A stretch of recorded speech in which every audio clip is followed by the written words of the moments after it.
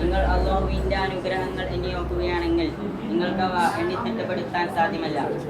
അല്ലാഹു ഏറെ പൊറുക്കുന്നവനും കരുണാമയനുമാണ്. മനുഷ്യപരമായി ശുദ്ധമായ അല്ലാഹുവിന് നാം നന്ദി ചെയ്യുന്നതോടൊപ്പം സ്വന്തം മാതാപിതാക്കളോടും വളർത്തി പരിപാലിച്ചവരോടും നാം കടപ്പെട്ടിരിക്കുന്നു. അവരോടെല്ലാം ഞാൻ നന്ദി ചെയ്യേണ്ടിയിരിക്കുന്നു. നബിമാരായിരുന്നു കൂടുതലും അല്ലാഹുവിനോട് നന്ദിയുള്ളവർ. നൂഹ് നബി അലൈഹി ഇസ്ലാമിനെ കുറിച്ച് അല്ലാഹു പരിശുദ്ധ ഖുർആനിൽ പറയുന്നുണ്ട്, അദ്ദേഹം വളരെ നന്ദിയുള്ള ദാസനായിരുന്നു. ഇബ്രാഹിം നബി അലൈഹി ഇസ്ലാമിനെ കുറിച്ച് ഒരിക്കൽ അല്ലാഹു പറയുന്നുണ്ട്,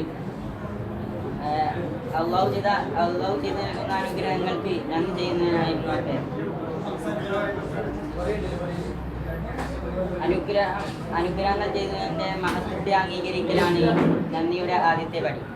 അതിവിദൂരത്തുള്ള ബൽഖീസ് രാജ്ഞിയുടെ കൊട്ടാരത്തിൽ നിന്നും കണ്ണിമ വെട്ടുന്ന ക്ഷണനേരം കൊണ്ട് ഇഫ്രീത്ത് കൊട്ടാരത്തെ കൊണ്ടുവന്നപ്പോൾ സുലൈമാൻ നബി അലൈഹി സ്വലാം പറഞ്ഞത് ഇങ്ങനെ: ഞാൻ നന്ദി കാണിക്കുമോ അതല്ല നന്ദികേട് കാണിക്കുമോ എന്ന് പരീക്ഷിക്കാൻ എൻ്റെ രക്ഷിതാവായ അല്ലാഹു എനിക്ക് നൽകിയ അനുഗ്രഹമാണ്. അല്ലാഹു നൽകിയ അനുഗ്രഹങ്ങൾ അവൻ പറഞ്ഞ രീതിയിൽ ഉപയോഗിക്കലും നന്ദിയുടെ ഭാഗമാണ്. ദാവൂദ് നബി അലൈഹി ഇസ്ലാമിനോടും സുലൈമാൻ നബി അലൈഹി ഇസ്ലാമിനോടും അല്ലാഹു കൽപ്പിച്ചത് ഇങ്ങനെ: നിങ്ങൾ നന്ദിപൂർവ്വം പ്രവർത്തിക്കുക. തികഞ്ഞ നന്ദിയുള്ളവർ എൻ്റെ ദാസന്മാരിൽ അപൂർവമാണ്.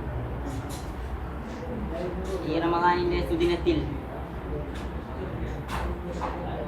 സൃഷ്ടാവായ അല്ലാഹുവിനോടും നമ്മുടെ സ്വന്തം മാതാപിതാക്കളോട് നന്ദി ചെയ്ത് ജീവിക്കാൻ അല്ലാഹു നമുക്ക് തൗഫീഖ് അനുഗ്രഹിക്കുമാറാകട്ടെ. ഇനിയും ഒരുപാട് റമദാനിനെ വരവേൽക്കാനും ഇപ്പോൾ നമ്മിലേക്ക് ആശ്രിതമായിരിക്കുന്ന റമദാനിൽ ദിക്റിലും ഫിക്റിലും ശുക്റിലുമായി ജീവിക്കാൻ അല്ലാഹു നമുക്ക് തൗഫീഖ് അനുഗ്രഹിക്കുമാറാകട്ടെ. മാത്രം പ്രാർത്ഥിച്ചുകൊണ്ട് ഞാൻ എൻ്റെ വാക്കുകൾക്ക് സംഹരിക്കുന്നു. വാഹിറു ദഅവാനാ അൽഹംദുലില്ലാഹി റബ്ബിൽ ആലമീൻ. അസ്സലാമു അലൈക്കും വറഹ്മത്തുള്ളാഹി തആല വബറകാതുഹു.